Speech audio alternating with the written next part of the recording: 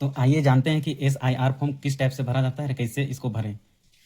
तो जिसका भी जैसे कि कॉलम नंबर 1 इसको 1 बोलें और इसको 2, तो कॉलम नंबर 1 कैसे भरना है उसको आइए जानते हैं। जैसे कि ये 2003 का लिस्ट है, तो लिस्ट में है जैसे कि यहाँ नाम है, जैसे यहाँ नाम देख लीजिए जीतू राम है और पिता का नाम मंगरा राम, और ये 2003 का लिस्ट है। तो इसको कैसे भरें उनके लिए, जैसे ये हो गया जीतू राम का फॉर्म हो गया, जीतू राम का SIR फॉर्म है।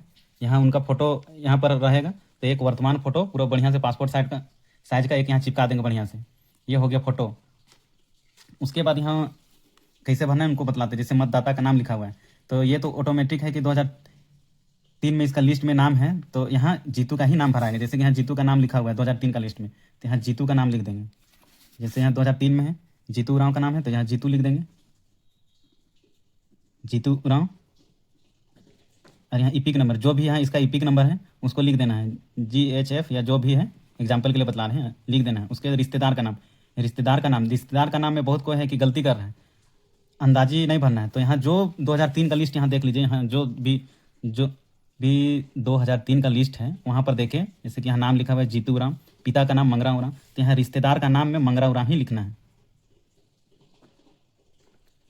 मंगरा उराम यहाँ पर लिख दिए। उसके बाद यहाँ संबंध बतलाना है, तो संबंध में क्या है, जीतू राम के ये कौन लगते हैं, तो यहाँ पर यहाँ देखिए यहाँ लिखा हुआ है पिता, तो यहाँ पिता लिख देना है संबंध में, पिता लिख दिए। जिला, तो जिला कहाँ पड़ता है, जो 2003 का हिसाब से जहाँ जिला कहाँ पड़ता था तो वहाँ लिखना है, तो जिला रांची पड़ता है तो रांची लिख देंगे। राज्य में झारखंड लिख देंगे, झारखंड लिख देंगे। उसके विधानसभा क्षेत्र का नाम क्या है, 2003 का लिस्ट में देखिएगा विधानसभा क्षेत्र यहाँ जैसे कांके का है 65 हो गया, और यहाँ कांके लिखा हुआ है विधानसभा क्षेत्र का नाम है, तो यहाँ कांके लिख देंगे। कांके लिखने के बाद यहाँ विधानसभा क्षेत्र संख्या पूछा है, तो यहाँ देखिए 65 है, तो 65 यहाँ लिख देंगे 65। उसके बाद भाग संख्या देखेंगे, भाग संख्या यहाँ को नाम लिखा हुआ रहता है 2003 का लिस्ट में। उसके बाद यहाँ लिख देना है 132 है तो 132।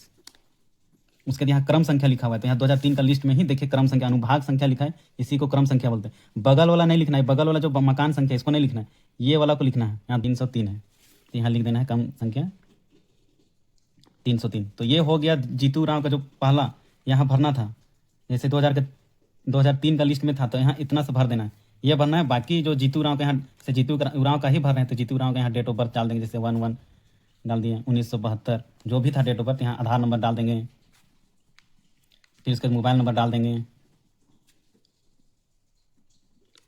उसके बाद यहाँ पिता अभिभावक का नाम, तो पिता में इसी को डालना है, जैसे पिता यहाँ दिए हैं ना, जैसे मंगरा उरांव, तो यहाँ मंगरा का ही डाल देंगे, मंगरा उरांव करके। फिर यहाँ इपिक नंबर जो भी अगर इनके पिता का है जो भी, तो इनके पिता का ही यहाँ, ये तो जीतू का 2003 में था इसीलिए जीतू का यहाँ दिए हैं, लेकिन इनका पिता का अगर इपिक नंबर उपलब्ध होगा तो उसको यहाँ डाल देना है, पिता का। यहाँ पर साफ साफ लिखा हुआ है पिता का या अभिभावक का इपिक संख्या यहाँ लिख देना है। माता का नाम लिख देना है, यहाँ माता का नाम हो गया। उसके बाद माता का यहाँ इपिक नंबर अगर उपलब्ध है तो। फिर यहाँ अगर यहाँ देखिए यहाँ जीतू राव का भर है, तो जीतू राव का यहाँ देखिए पति या पत्नी लिखा हुआ है, तो यहाँ पत्नी का नाम लिख देना है। जीतू राव का जो भी पत्नी है उनका नाम यहाँ लिख देना है, और पत्नी का ही इसी का ही यहाँ इपिक नंबर लिख देना है, इपिक नंबर यहाँ लिख देना है, बस यहाँ साइन कर देना है। बाकी जीतू राव 2003 का लिस्ट में है तो बस इतना ही भरना है, ये वाला फॉर्म को नहीं भरना है, सेकेंड नंबर को नहीं भरना है। ये हो गया 2003, जिसका 2003 का लिस्ट में था उनके लिए। इन्हीं को देख के भरिए आराम से, धीरे धीरे वीडियो देखने से आराम से समझ में आ जाएगा।